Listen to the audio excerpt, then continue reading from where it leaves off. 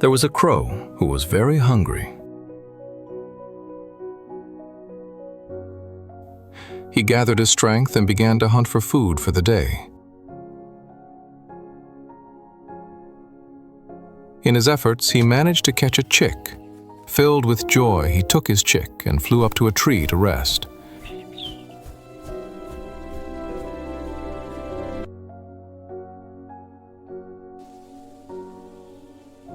While sitting in the tree, his eyes fell upon a well of water below.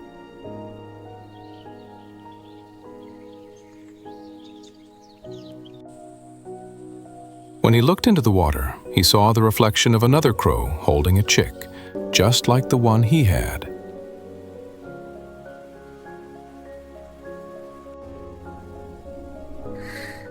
Fear seized him, and then greed took over. He desired the chick in the water rather than the one he was holding.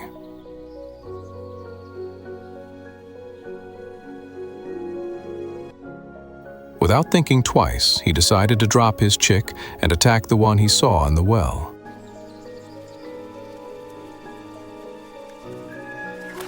To his great surprise, when he landed in the well, he realized that the figure he had seen was not another crow, but his own reflection. Now he had neither a chick nor anything to eat. This is the story that Hassani told Nyota again and again to teach the value of being satisfied with what you have.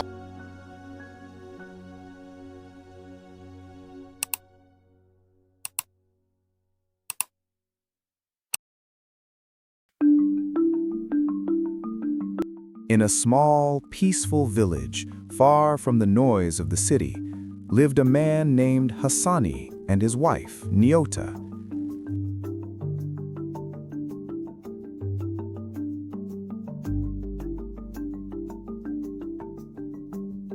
Their life was simple, yet filled with peace and honest work. They owned a mud house, a small farm, and some livestock. Every morning they woke up early, swept the courtyard, took care of the animals, and went out to cultivate their fields. Together they lived from the fruits of their labor. Life was not easy, but they lacked nothing, and Hassani thanked God for every day spent in peace. Yet, many times, as she looked at the huts of the village and the dusty road, Nyota found herself thinking about life in the city. In her heart, she imagined paved roads, bright lights, cars, and large modern houses. One day, she said to her husband, "Hassani, life here in the village has become very difficult. It would be better for us to move to the city. Look at your friends over there and see how much they have progressed in life." Hassani answered her gently, "Life, my wife, begins with being satisfied with what we have. We have a home, fields, and animals. In the city, many people suffer while trying to live a luxurious life. Nothing disturbs a person's peace more than rent. You may lack money for food and go to bed hungry without anyone knowing. But if you fail to pay your rent, everyone will know that you are in debt. Why should we enter such a life?" Despite his words, Nyota's heart remained turned toward the city. At night, while Hassani slept, she often stayed awake, gazing at the stars, dreaming of a different life. Days passed like this. Nyota kept insisting again and again, reminding Hassani of the success of his friends in the city and comparing it to their modest village life.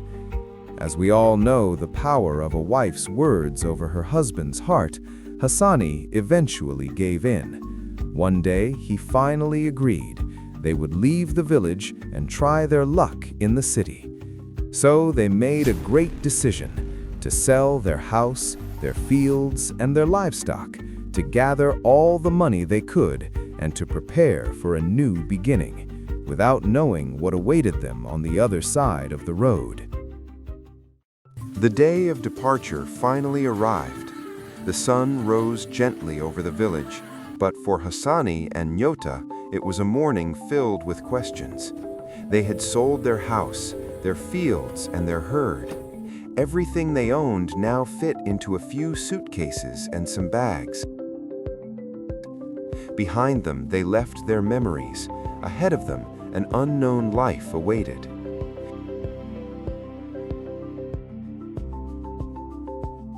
The neighbors came to say goodbye. Some looked at them with admiration, others with sadness, wondering if they would ever see them living among them again.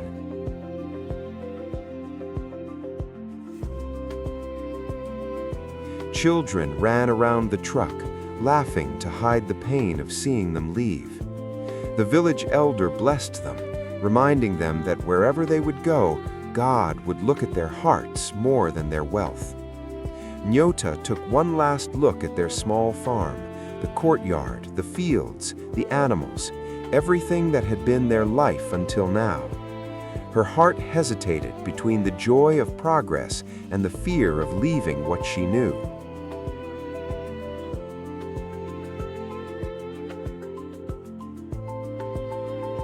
Hassani, too, felt his heart tighten, but he had given his word. He turned to Nyota and whispered, "God will open doors for us. Wherever we go, He will be there."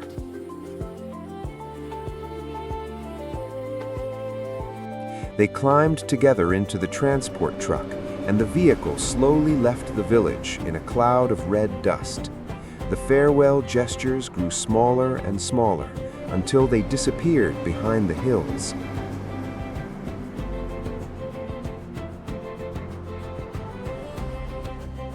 The road to the city was long. Through the window, they watched fields, rivers, and trees pass by, like the pages of a book being turned one by one. Sitting side by side, they held hands in silence, each speaking to God in their own heart. At the end of the road, the outline of the city finally appeared on the horizon. Tall buildings, paved roads, lines of cars, and crowded buses.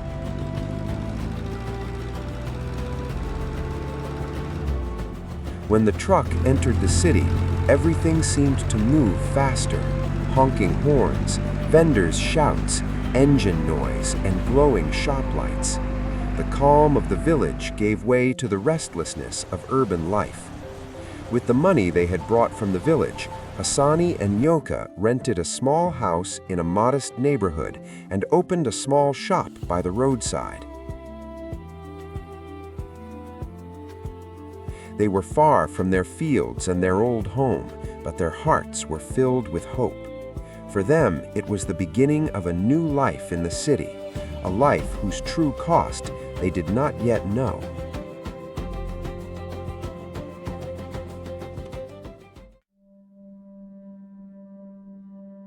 In the city, days passed quickly.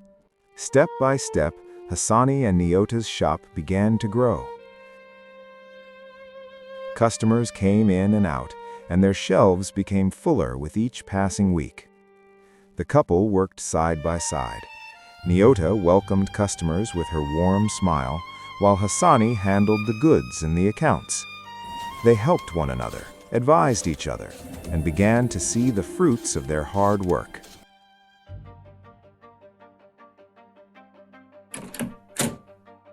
After 2 years of tireless effort, God blessed them.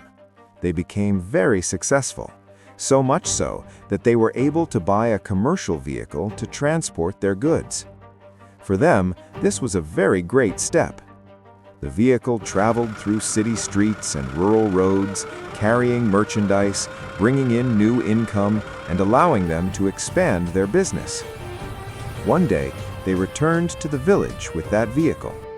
The villagers were astonished to see how much their lives had changed in such a short time. Some asked, "What is your secret? How did you succeed so quickly?" Hassani answered with humility, "Life is possible everywhere. Work hard, be honest, and God will open doors for you." But behind these words of wisdom, another side of life was quietly preparing itself.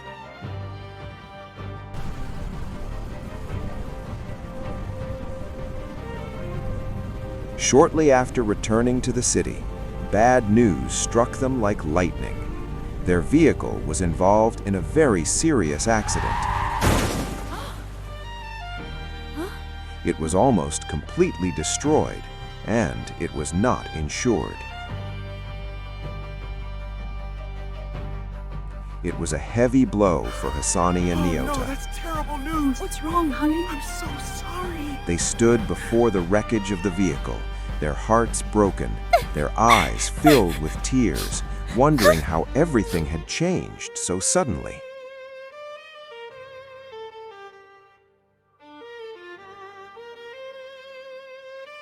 As if that were not enough, a week later, another trial struck them. Their shop caught fire in the middle of the night. Within a few hours, everything they owned inside turned to ashes. Goods, savings, years of hard work, all were consumed by the flames.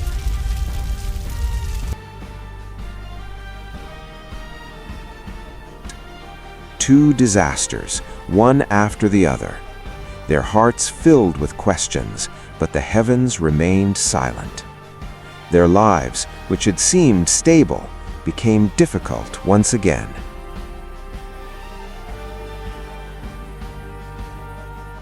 Returning to the village would have been a great humiliation, for they had sold everything there to come and live in the city. So amid the smoking ruins and overwhelming exhaustion, Hassani decided to look for work. He did not yet know that this new path would lead him to face the greatest conflict of his conscience. After losing their shop and their vehicle, life became hard again for Hassani and Nyota. Money ran out, debts followed them, and the idea of returning to the village felt like an unbearable shame.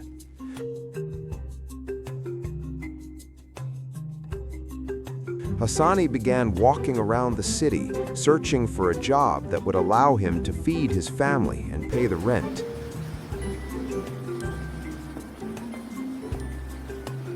Doors closed, one after another. One day, his friend Kiza told him about a coffin-making company where he worked. Touched by Hassani's situation, he decided to take him to meet the boss. The boss was impressed by Hassani's humility and the respectful way he spoke. He hired him almost immediately. Through this job, the family's life began to improve again. They were able to rent a house on credit, and Nyota smiled once more, happy to see life becoming better again. But in that company, there was a strange custom. Every morning, before starting work, the boss gathered all the workers for a prayer inside the workshop among the wooden coffins. One day, the boss asked Hassani to lead the prayer himself. Hassani did not find the courage to refuse. In front of his co-workers, he closed his eyes and said sincerely, "O you who hear prayers, I come once again before you. Help our boss to get many customers so that he may earn money, pay salaries and the company's rent, for it is the end of the month." At that moment, everyone thought the prayer was very good. But when Hassani returned home that evening, his conscience began to trouble him deeply. His wife asked if there was a problem at work. He only said that he was tired, not daring to speak about what was hurting his heart.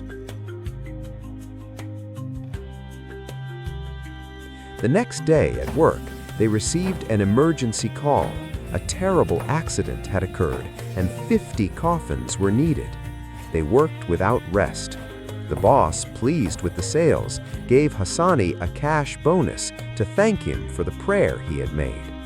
But instead of rejoicing, Hassani became even more confused. He asked himself, "Did I ask God to send deaths so that we could have work?"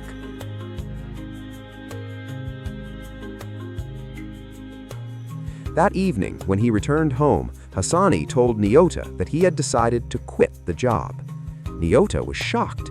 "People die every day whether you work there or not," she said. "You are not responsible for those accidents. Maybe your prayer only helped the boss receive that phone call. Stop thinking so much and go back to work." But deep inside, Hassani felt that he could not live from profit born out of the deaths of others. Calmly, he explained that he would rather face poverty than betray his conscience. The next day, he returned to work to submit his resignation letter. The boss tried to explain that their work also helped grieving families bury their loved ones with dignity.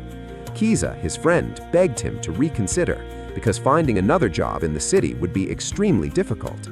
But Hassani remained firm. He chose to leave that job and return home empty-handed. His wife became angry again and mocked him in front of his friend, as if he truly deserved to go back to village life. Then, gently but clearly, Hassani replied, "I am perfectly satisfied with village life. It was you who pulled me into this cycle of city life." And so, even though their financial situation continued to worsen, Hassani had chosen to listen to his conscience. He did not yet know that this decision would lead him to even greater trials, but also to a deep lesson about true wealth. After leaving the coffin-making company, life for Hassani and Nyota became very difficult once again.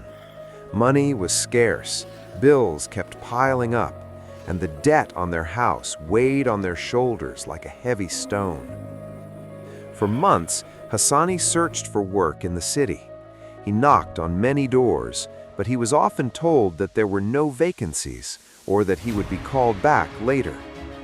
Eventually, he found a job as a driver in a vehicle recovery company. He had to drive a tow truck to help broken-down cars on the road. Thanks to this new job, he was once again able to pay the house rent and provide for his family.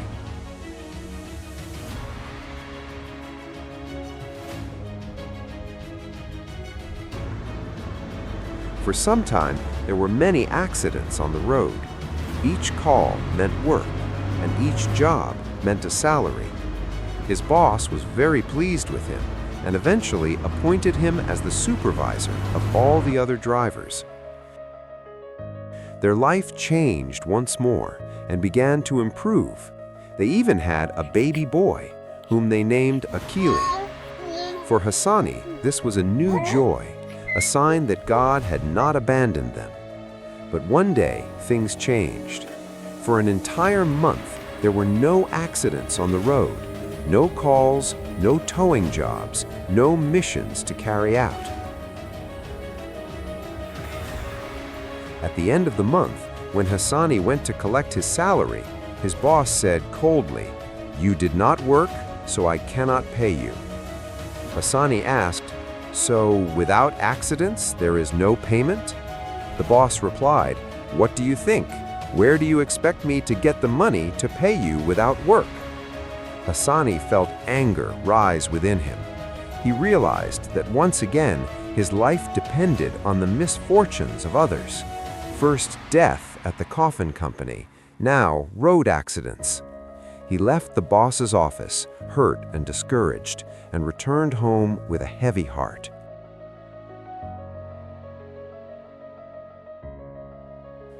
At home, he explained to Nyota the reason why he had decided to quit his job once again.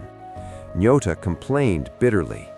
"Maybe you should go back to the village to farm the land and raise livestock, because city jobs do not seem to be made for you." Hassani tried to make her understand that what angered him the most was working hard for an entire month and receiving no salary at all. But the discussion turned into an argument. Neither of them could find a solution. Their life began once again to feel heavy and bitter. One day, Hassani suggested to Nyota that they sell their house in the city and return to live in the village. Nyota refused firmly. "I will never return to the life of a village woman," she said. "We must find another solution." While they were desperately searching for a way to survive, another man elsewhere in the city was also facing a great problem. He had only a few days left before being evicted from his house for failing to pay his rent. This man, a migrant named Juma, decided to pretend to be a traditional healer. He knew that many people strongly believed in witchcraft and promises of quick wealth. He wrote a notice on a signboard. 50 million rands will be yours this Saturday. Please contact Dr. Juma. One evening, as Hassani wandered through the streets, he came across that red poster. Tired, worried about his family, and pushed by the hardships of life, he wrote down the phone number. When he returned home, he called this Dr. Juma and made an appointment that very evening. That day, without knowing it, he had taken a step that would change his life forever. A step toward gambling, the promise of easy money, and the testing of his conscience. On the evening of the appointment, Hassani went to the home of the man who called himself Dr. Juma.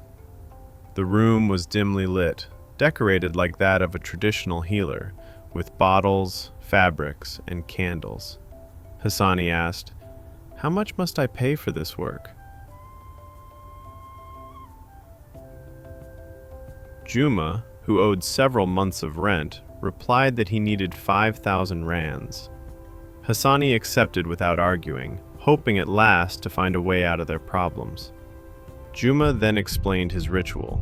He had to play a game of chance, use a red pen to circle the numbers, then, that very night, walk 7 times around his house without anyone seeing him.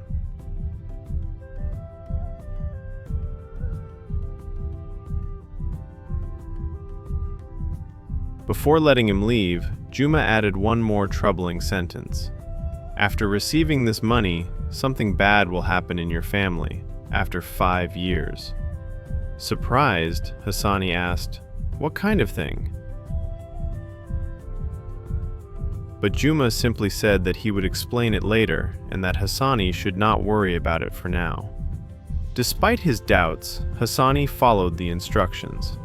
At midnight, he got up and walked 7 times around his house, alone in the night, his heart torn between fear and hope for change.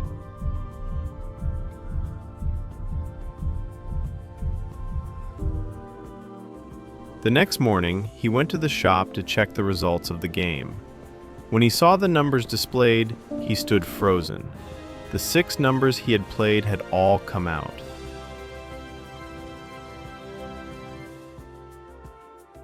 He had won 50 million rands.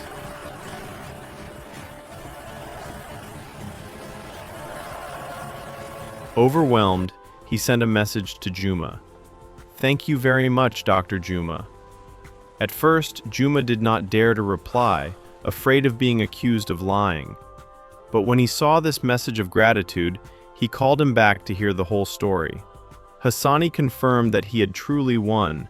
He promised to give Juma his share and even suggested that they open an office to help other people. The money was deposited into Hassani's account, as was usual for this type of game. When he announced the news to Nyota, she was filled with joy.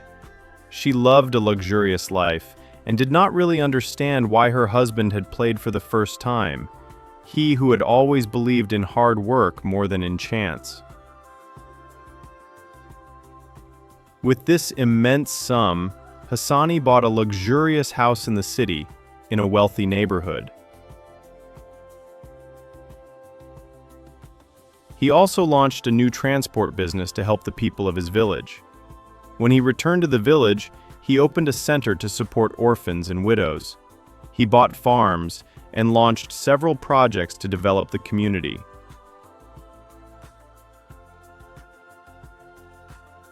One of his friends, while reading the newspaper, discovered that Hassani had won 50 million rands.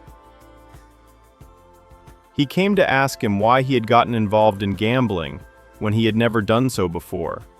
Hassani replied, "The hardships of life pushed us into strange things to escape our situation. I am grateful that you came to help us manage this money properly." He then entrusted this friend, Kiza, with the responsibility of managing his assets. Kiza accepted this role, and they began working together. Hassani and Nyota now enjoyed spending their holidays in foreign countries. When they returned, they always found their properties safe. Touched by his friend's loyalty, Hassani bought him a house and a second-hand vehicle for transport.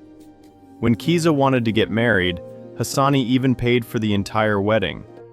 Despite his wealth, Hassani remained faithful to his marriage and continued to help the villagers.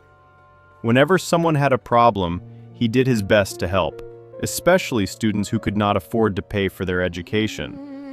The villagers were so impressed by his character that some families gave the name Hassani to their newborn children. When he learned this, Hassani returned to the village, gathered these children, and offered them gifts. He even took responsibility for paying for their education, to the great joy of their parents. In the eyes of everyone, Hassani had become a great benefactor, a rich and generous man, respected in the city as well as in the village. But deep inside him, without anyone noticing, a small worry was already beginning to grow. He remembered the words of Juma, who spoke of a misfortune after 5 years. The years passed. 4 years had gone by since the day Hassani had won that game of chance. Outwardly, everything seemed perfect. A beautiful house, cars, projects in the village, and a reputation as a benefactor.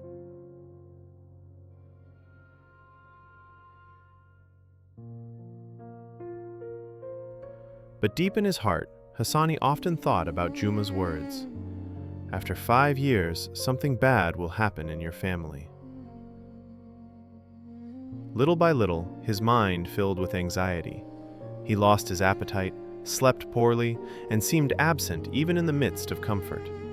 Nyota, who loved him deeply, noticed that her husband was changing.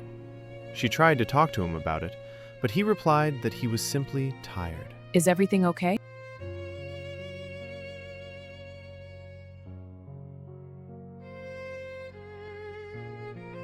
One day, his condition worsened even more. He had lost weight, his face was pale, and he spent long hours sitting in silence. Fearing that he might be seriously ill, Nyota took him to see a doctor. After running tests and examining the results, the doctor announced that he saw no serious illness, no HIV, no dangerous infection. Instead, he spoke of stress, emotional shock, of a heavy heart that could no longer find peace. But after returning home, Hassani's condition did not improve. Nyota and Kiza, his loyal friend, begged him to tell them the truth. "What is eating you up like this, my brother? Why do you look like someone carrying a secret too heavy to bear?" For a long time, Hassani remained silent. But one evening, seeing the tears of his wife and the worry of his friend, he finally decided to speak. He invited them to sit at the table for a dinner that felt more like a final confession. With a trembling voice, he said, "My friend, my wife, I am dying in my heart.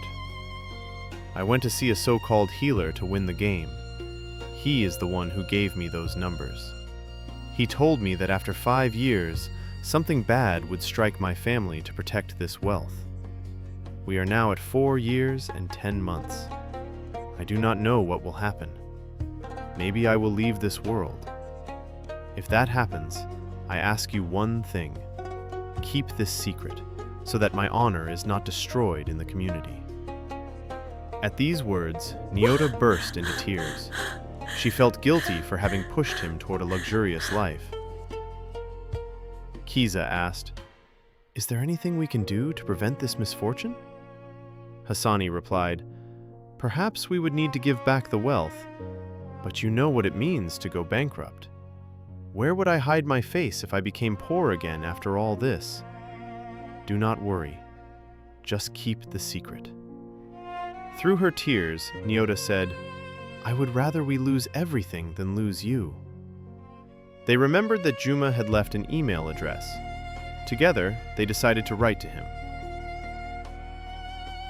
When Juma Quand received Juma the reçut le message, he was il fut deeply touché moved et and inquiet. worried. Understanding the weight of his own deception, he decided to return to see Hassani. A few days later, he landed in the country and was welcomed at the airport by Kiza.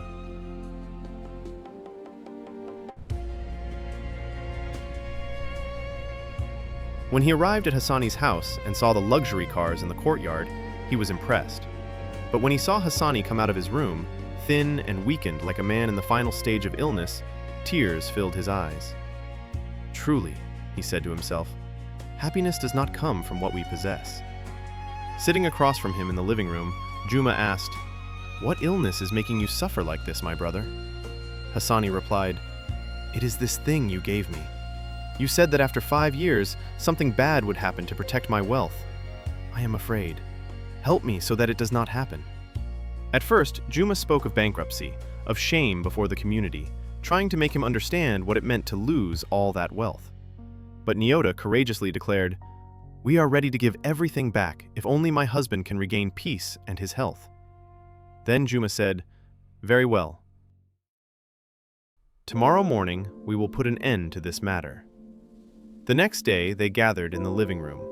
On the table, Juma placed documents stating that they agreed to return all their wealth if it was necessary to save Hassani's life. With tears in his eyes, Hassani took the pen and signed. Nyota signed in turn.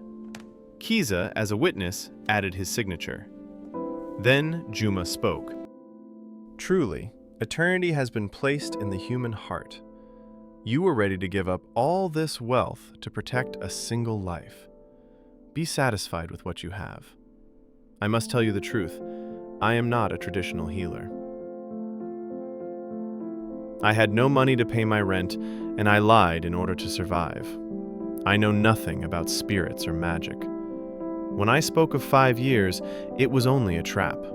If you had lost, I would have told you that I saw you dying, just to make you accept your failure. You are fortunate, because you have understood what life truly means. Keep your wealth, Hassani, but let your conscience guide the way you use it.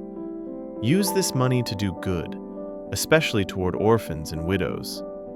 The most important thing is to strive to be satisfied with what one has. Wanting always more has led many people into terrible situations." Juma asked forgiveness from the Creator for the harm he had done.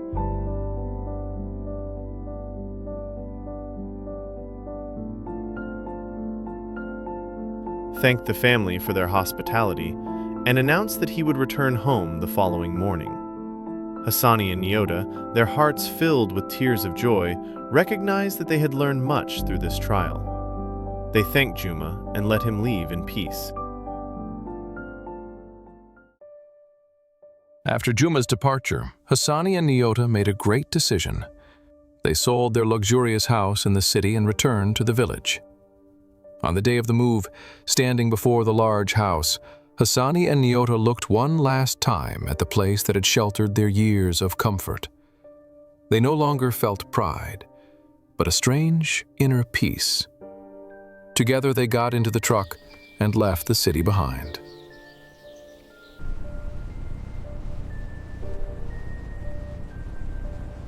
After a long journey, the truck stopped in front of their old mud house. The setting sun bathed the courtyard in a golden light. Children were playing in the distance. Goats were grazing quietly. In Hassani's heart, one sentence echoed.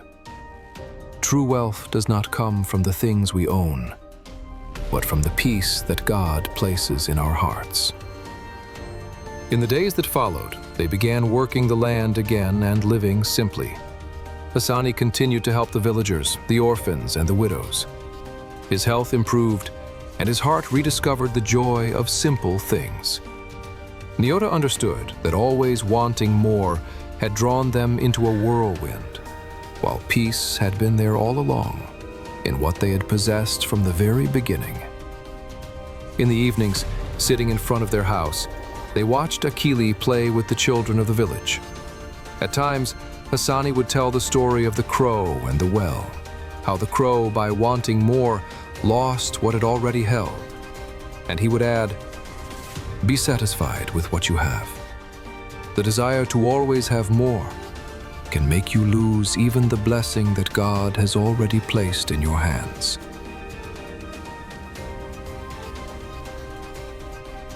Thus, Hassani and Nyota lived a simple life, made of work, love, and contentment.